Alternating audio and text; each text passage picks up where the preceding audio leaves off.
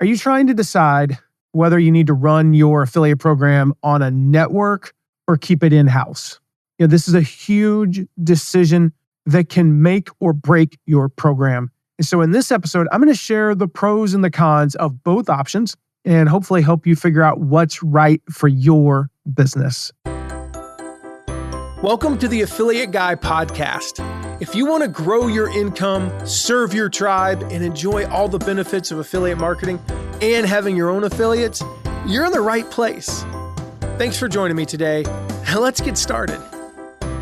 When I started my first affiliate program, this is almost 20 years ago.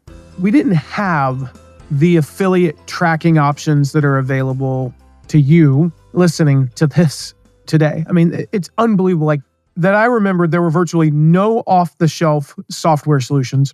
There were a few affiliate networks, and frankly, it never even occurred to me to use one of them because I didn't know the industry. When I first got into the industry, I didn't know what an affiliate network was. And so the only thing that I could think of when, I've told this story so many times, we were desperate, couldn't make payroll, about to go bankrupt, and I wanted to start an affiliate program. So I contacted our developer. His name is Eduard. At the time he was in the former Soviet Republic of Moldova. He's now actually in the Montreal area.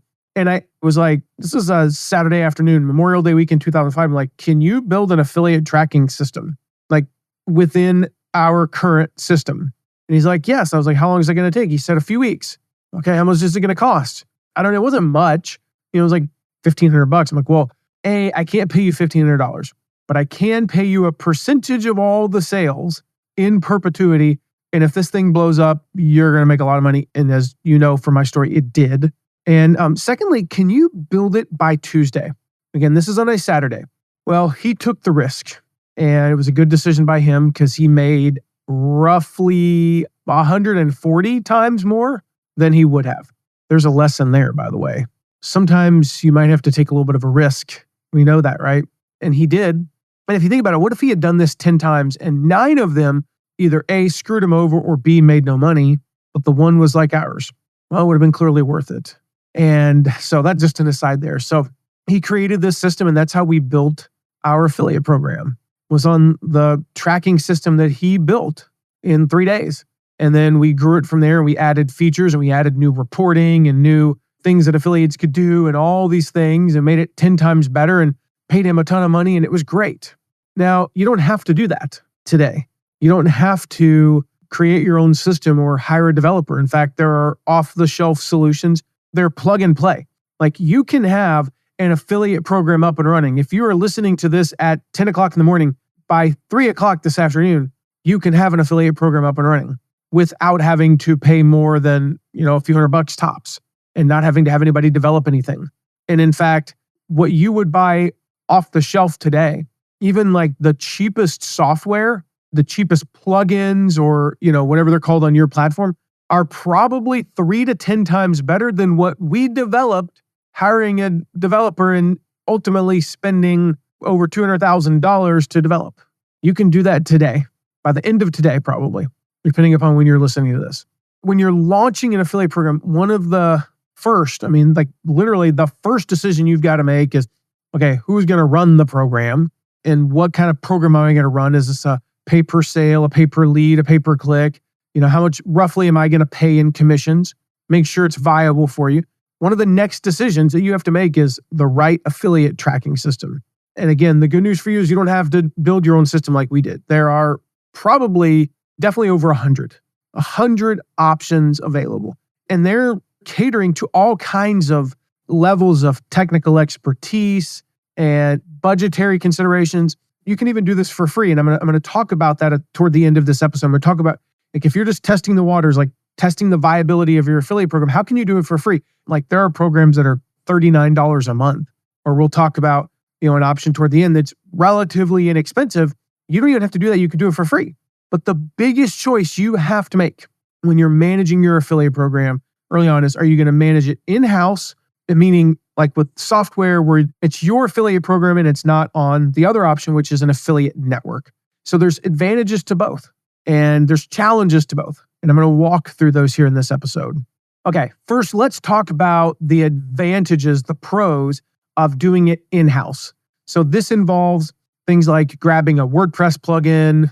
There are dozens of those, or other software that you can do if you're on a platform like a Kajabi or a ClickFunnels, managing it in-house there, not putting it on a network. What are the advantages? What are the pros there?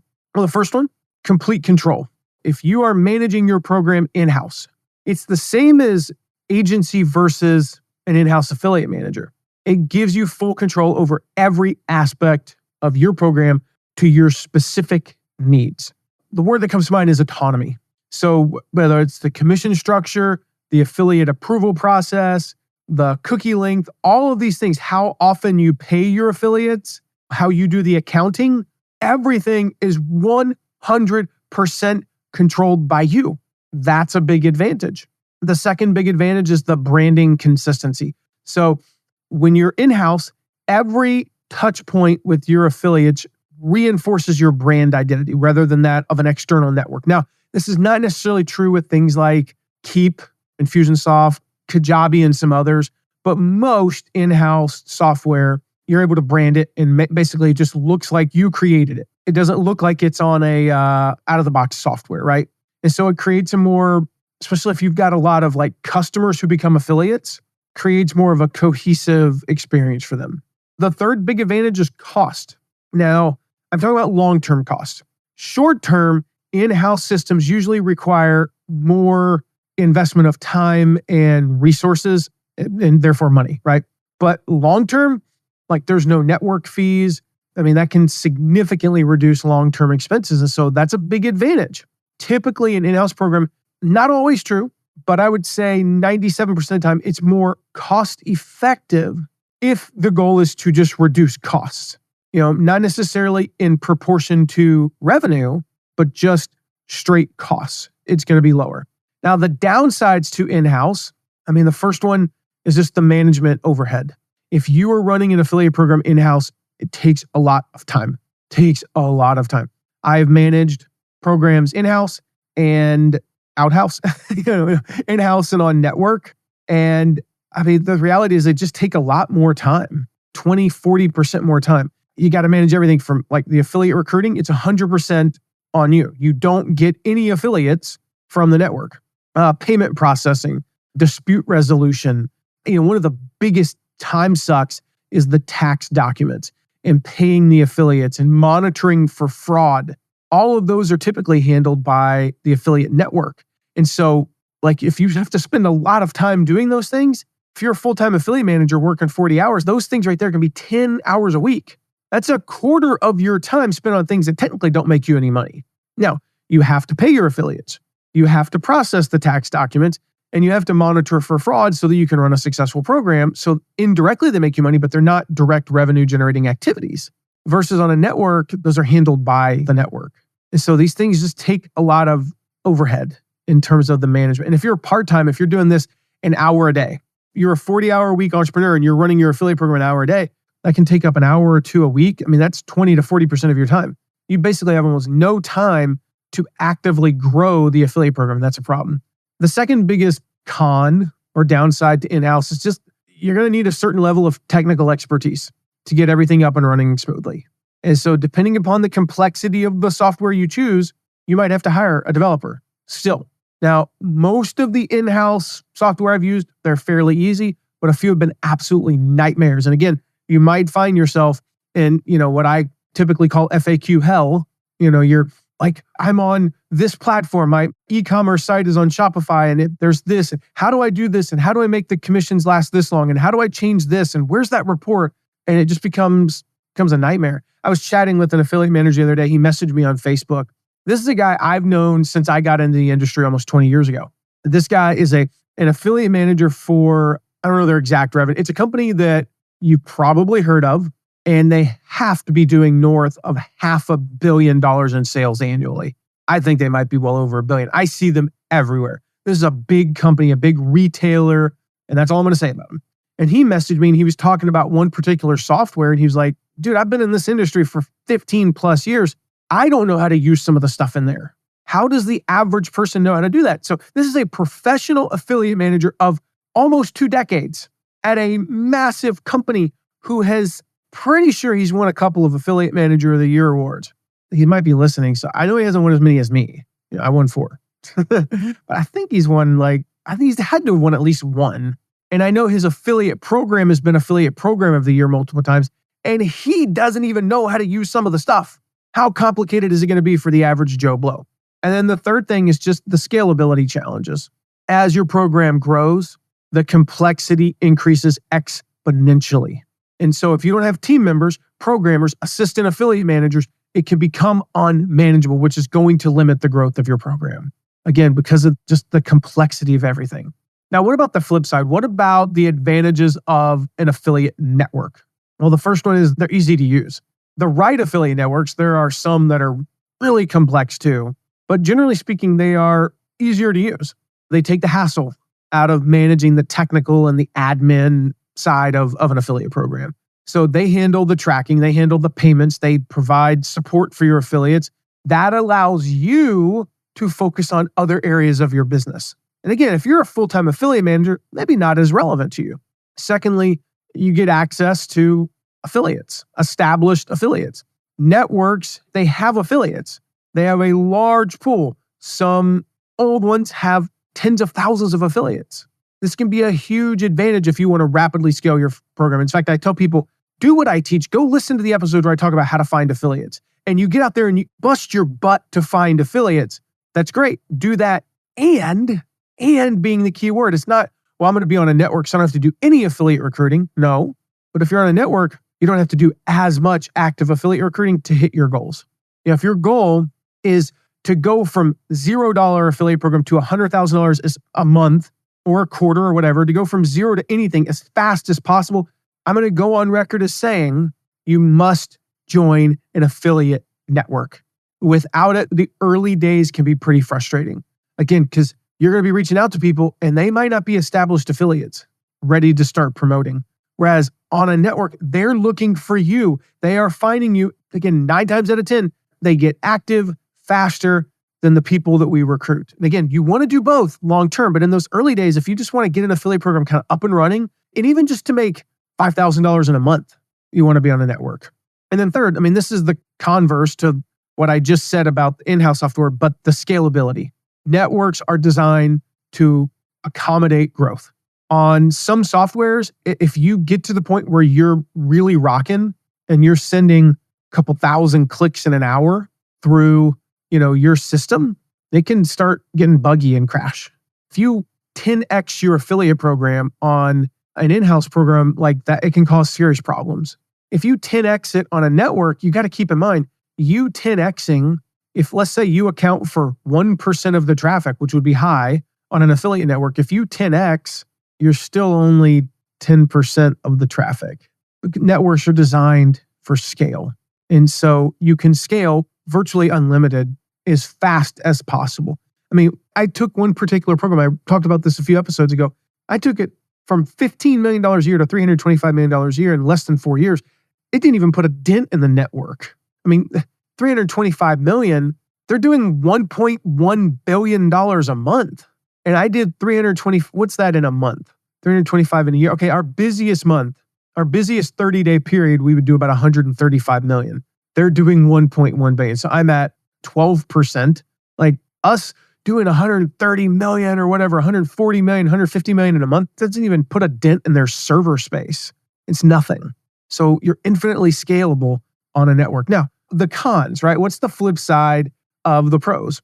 No doubt about it. Networks cost more. They're going to reduce your management headaches. They're going to make it easier, but they're going to take a cut of the earnings. And so if you're on really, really tight margins, if you are running an affiliate program, let's say you sell a product for $100 and you have a cost of goods of 75, but you've got to only charge 100 because of the market, right? You got a cost of goods of 75, you're charging 100 and you're paying a 15% commission. Right there, 75 plus 15 on $100, you're only making $10. The network is going to typically charge you $3 to $5. I'll share a little bit later about one of the ways to keep that down. But okay, let's just say it's $3. Well, you're down to $7, and then you got to pay a credit card processing fee on that 100. You're making no money. So if you've got really tight margins, you may not be able to be on a network. Now, if you charge $100 for something, you've got a cost of goods of 30 and you're paying a 20% commission even, well, you're only at 50. You got plenty of room and the scalability is worth it. So again, like if you're going to 3X on a network, if you can make 3 times more on a network, which is a reasonable amount of money to make more, that'll be totally worth it if you've got big enough margins in excess of even 40%, even 25% margins, including the commissions, like you're fine. Be on a network, it's worth the growth. But again, if you got really, really tight margins, probably not worth it. The second thing, this is the opposite of what we talked about earlier. You have a little bit reduced control. You have to follow their rules, their systems. Maybe you would like a certain report that you could add if you were in-house, if you created your own program, for example, not an out-of-the-box solution. But if you did what I did, like I could message our developer and say, I want this report. And by the end of 10 days, I would have that report. I could basically create whatever I wanted. The same thing with being on a network. I didn't talk about this. One of the advantages to being on a network is affiliate vetting. They have to pass through that affiliate network layer before they can join your program. They have to be accepted by the network. That is an advantage in the sense that it's going to reduce fraud by about 99%. The disadvantage is that maybe the network doesn't accept somebody that you want. And, in fairness, typically all you got to do is email the network, tell them, hey, this person, I know this person, they're good. And they can either let them in just on your, program and monitor things, or just let them into the network, period, because you're vouching for them. But you do give up a little bit of control when you're on a network. And then the last one, diluted branding, right? That we talked about earlier. On a network, your program is just one of many. And this can dilute your brand's impact. As affiliates, maybe again, especially if you have a lot of customers as affiliates, they're not going to engage with your brand as deeply as they would if it was a direct relationship in-house. So ultimately, the decision between in-house tracking software, plugins, things like that, and a network, it really boils down to that balance that we talked about between control and convenience, between scalability and short-term cost. So if you've got the time, you've got the capability to manage the complexities, you've got a team, especially like multiple affiliate managers, in-house might offer more control. You've got a big brand that people have heard of, and people are going to join your affiliate program, whether you're on a network or in-house, go in-house. But if you are looking for something that's easy, you're looking for access to more affiliates, which allows you to scale, and you don't have to worry about the tech stuff, the tax stuff, all that. You don't have to worry about the tracking, the tech, and the taxes. Then an affiliate network is the way to go. So earlier I mentioned that you can start an affiliate program for free. I'm talking about low cost and high cost and middle cost and short-term cost and long-term cost. But what about no cost? Is that possible? Well, absolutely. I think I did an episode on this. It feels like 4 or 5 years ago. So I'm not going to share the whole episode right here. If you want to, just look up on my site or look up in your podcast player, how to start an affiliate program for free. You'll find the whole episode. But this is a great way to get the ball rolling. And so especially if you were on super tight, not margins, but literally super tight budget, you can earn some cash without any upfront costs. And so typically what people will do in this situation, I teach them this, and they'll start their affiliate program for free, and they'll earn just a few $1,000s. Well, here's the deal. If you have a few $1,000s, now you can get any software, you can join any network, and it's not that big of a deal. So first up, super critical point. You need to understand this. You can start an affiliate program for free without any fancy software, without any fancy tools, using what you already have. Now, this assumes that you have a basic business in place, you have an email system in place. If you don't, go over to ConvertKit. Now it's just Kit. If you go to mattmcwilliams.com/ConvertKit, I think it's free for up to a couple thousand subscribers or something as of this recording. And you can track leads and sales that way. This requires manual tracking. What I'm about to suggest requires a lot of manual work. It is very old school, but it is effective for starting out. I don't recommend this if you have a $15 retail product. It's just, it's going to be time consuming for something like that. But if you've got a product that's, north of $100, this is very much worth it. So here's how to manage this.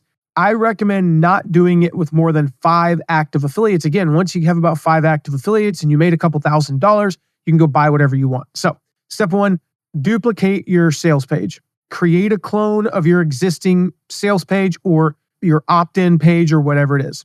So if your affiliate's name is Rudy, then set up, such and such product.com/Rudy, and it's going to look identical to your original sales page, your original opt-in page. But the twist is any signups from this page are going to get tagged in your email system as Rudy's leads. All right. So this doesn't really work with straight to product purchases, retail products. All right. There's got to be a lead generated here. And you can also, when you clone the page, you say like, hey, welcome Rudy's, visitors or something. You can do some stuff like that.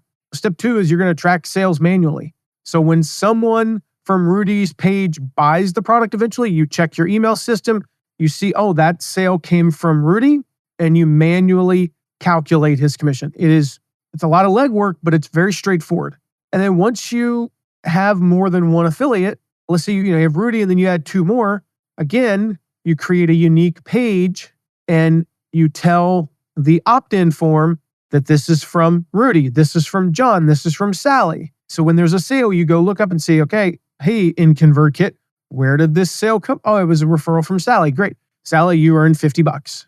Again, once you start seeing sales through your affiliates, you can reinvest the earnings into a better system, whether it be in-house or, an affiliate network.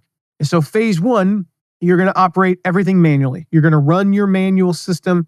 I would say the first 5, maybe 7 affiliates that are actually making sales. Of course, if your very first affiliate does $10,000 in sales and you suddenly have, let's say you're doing a 40% commission, you got $6,000 lying around, go get on a network or go get the in-house stuff, whichever one you choose. So then that's phase 1 is just operate everything manually. Phase 2 is to reinvest your earnings. Again, just a few dedicated affiliates earning you even $1,000 and you've got, you can upgrade. That's going to get you a solid tracking system, network or in-house that automates all the grunt work. And then phase 3 is start expanding. Expand your affiliate base without exponentially increasing your workload. And so this isn't just about saving money. It's about proving your program's viability. When you start for free, you mitigate the risks, you learn the ropes, you don't have any of the financial pressure. And so once you confirm that the model works, you're in a better position to invest in scaling up. Again, it's only meant to start. If you're at that very beginning stage, you're testing out the water, so to speak, it's perfect. But eventually you're going to have to move to a dedicated system that's going to save you time and save a lot of money, of course. It's going to make you a lot more money. It's going to allow you to manage affiliates more effectively. So what software or what network should you use? You might have noticed that at no point so far in this episode did I recommend a specific software or specific network. Why is that? Why did I not recommend one of the hundreds of softwares or one of the dozens of networks? Well, there's 2 reasons. Number 1, the options are always changing. I am recording this episode at a specific time. You might be listening to it 4 years from now. And here's what I know. Between now and then, there's going to be at least 2 new softwares that come out, possibly as many as 10. And there's going to be at least 2 that go out of business, possibly as many as 10. There's going to be at least 2 that get acquired, probably not 10. 2 or more are going to be offering new features. They're going to raise their prices. They're going to lower their prices. They're going to start having issues with customer service, so they're not going to be as good. They're going to be better. I was reading this article the other day about Kia, the car manufacturer. Some of their vehicles are rated the highest by Consumer Reports and like Car and Driver magazine. But when I think of Kia, I think of really cheap cars that don't drive for more than 3 years and they don't look great. Their new one, I forget what it is, the Telluride, that's a phenomenal looking SUV. I saw one the other day and I was like, is it a Genesis? Because I knew it wasn't a Lexus, it wasn't an Acura, but it looked like a luxury SUV. No, it's a Kia. To be clear, I saw it from the side, not from the front where it says Kia. I'm not an idiot, But I was like, that is an awesome looking car. And I'm like, oh, it's a Kia. And then I went, oh. But I read this article and it's like, they are phenomenal cars now, but they have a reputation. So the same can be true of networks. Things can dramatically change. And if you're listening to this 4 years in the future, I don't want to be like, I recommend this. And it's like, no, I don't. So that's the first reason. The second reason is, well, I'm completely biased. I am biased because, as you may or may not know, I just launched my own affiliate network. It's called XP Affiliate. This has been a dream of mine for over a decade now. Back in 2009, I started a Google Doc. And this Google Doc was initially just like things that I wanted to ask an affiliate network for. I was working with various affiliate networks. I was working with CJ and ShareASale. Impact, I think, hadn't quite launched yet, or was just maybe it had just launched. I had programs on CJ, ShareASale. I had a couple in-house things that we were running again on things that we built. There weren't a lot of plugins back then. There were a few, but I didn't use any of them. And so it was like, okay, things that I wanted. Hey, ShareASale, can you add this feature? Hey, CJ, can you add this feature? And, as the companies weren't like super responsive, it was like, well, eventually that document morphed into, what if I started my own affiliate network? What would I want? What would I want, as somebody, if I could go back to like when I first started, what would I want this network to have? And, I started that in 2009. For the next 12 years, it was a pipe dream. Never happened to have $15 million lying around to develop it, and never developed it.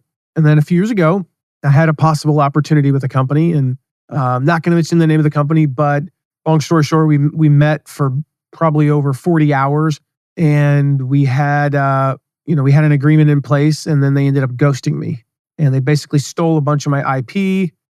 Thankfully, I only gave them 25% of the ideas that I had. Looking back, I didn't do that because I was like, they might ghost me. I did it because, I needed to clean up some of the language and make it more relatable to a coder and stuff. And so anyway, they ghosted me and stole some of my IP. And about 6 months later, they went bankrupt. It was like karma, right? But then over the past year, I've been working with a company, and they do have the money. They've got the investors, and we have plenty of money. We've raised, a substantial amount of money to be able to build this affiliate network. And ultimately, what XP Affiliate is, and there's a link in the show notes to go learn more. You can sign up as a merchant there, and you can also sign up as an affiliate there, so you can work with some of our merchants. Is we wanted to create the best of both worlds, the advantages of in-house with the advantages of a network. Things like when the affiliate logs in, what's the branding? It's your branding. Things like the advantages of a network, access to affiliates, not handling the tax stuff, not handling the affiliate payments. You don't have to worry about any of that stuff. We do it all. And ultimately, we came up with this message of it, it's everything you need and nothing you don't. We wanted to create a simple interface because I mentioned earlier, I just hear from so many people how complicated all the networks are. There are reports. They don't know how to get to certain things. They can't remember where they found that one piece of data. And when they log in, it's like, oh my gosh, there's so many things. And no, we want to keep things simple. I said, I want it to be where the average entrepreneur, the average team member could log in from their kid's soccer practice or soccer game or basketball game, or real quick while they're waiting in line for lunch, and they could check their stats. How much money did I make yesterday? Who's active, who's not? And it would be really, really fast to know these things. So that's what we have. A very simple affiliate network. Again, everything you need, nothing you don't. And so that's one of the reasons why I don't recommend other things, at least publicly. And I don't even necessarily recommend our network for you, but it might be good for you. So if you listen to this episode and you said, you know what, I need to be on an affiliate network. I need access to more affiliates. I want to get affiliates the easy way. I'm still going to do the work to get them the hard way, but I need some the easy way. I want to scale quickly. And I don't want to deal with the affiliate payments. And I don't want to deal with the affiliate tax forms and the W-9s and the W-8 BENs and the 1099s and all that stuff. I don't want to deal with that. I want to scale, and I want somebody else to do all the tech work for me. Well, then come join our affiliate network, xpaffiliate.com. And if you're an affiliate looking for some good offers to promote, xpaffiliate.com, click on the affiliates button and sign up there. And then we'll let you know when we have new merchants and you can sign up for their programs. So it's a great way for access. It's a meeting place. It's a marketplace for awesome affiliates to meet awesome affiliate programs and awesome affiliate programs to meet awesome affiliates. So if you're interested, again, xpaffiliate.com, check it out. And with that, I will wrap up. If you got any questions about XP Affiliate, about anything that we've talked about in this episode at all, you can text me anytime at 260-217-4619. Again, you can sign up at xpaffiliate.com. No payment there. We'll schedule a call and we'll talk about it. Let's see if it's right for you. So if you're on the fence, like, I don't even know if this is right for me, just go there, apply. We'll set up a call. That's the best way to do that. Or like I said, you can text me at 260-217-4619. If you haven't yet, make sure you hit the subscribe button, because in the next episode, I'm going to share more about why I started my own affiliate network. I'm going to tell a little bit more of the story about that. And I think it's going to be an interesting episode because I think it's good to know the heart behind it. So make sure you hit subscribe so you don't miss that. I've got a ton more content coming up, including the worst affiliate program mistakes of the year. That's coming up here. It's the obligatory episode at the end of every year, right? I'm going to share some of the worst mistakes I've seen people making all year. Why? So that you can avoid them. That's the big one. And I've got my 2025 affiliate marketing predictions. It's an annual episode I have done every year since I started this podcast, and it's always a good one. And I'll just say this, I was right on everything this year. I was just prepping for that episode. I was right on everything in 2024. And I've got a couple where I'm going to go out on a little bit of a limb in 2025. I'm like, that one's like, I'm 80% sure. I'm not 90% sure or more, but I still think it's going to happen. And so hopefully they do. So hopefully I'm right there. So make sure you hit subscribe so you don't miss that. I'll see you in the next episode. Thank you so much for listening today. Remember to check out all of our deep dives into affiliate marketing at theaffiliateguy.tv. And if you have a question, ask it at asktheaffiliateguy.com. Who knows? Maybe you even be featured on an upcoming episode. And lastly, if you haven't yet, make sure to leave a rating and review wherever you're listening to this episode. See you soon.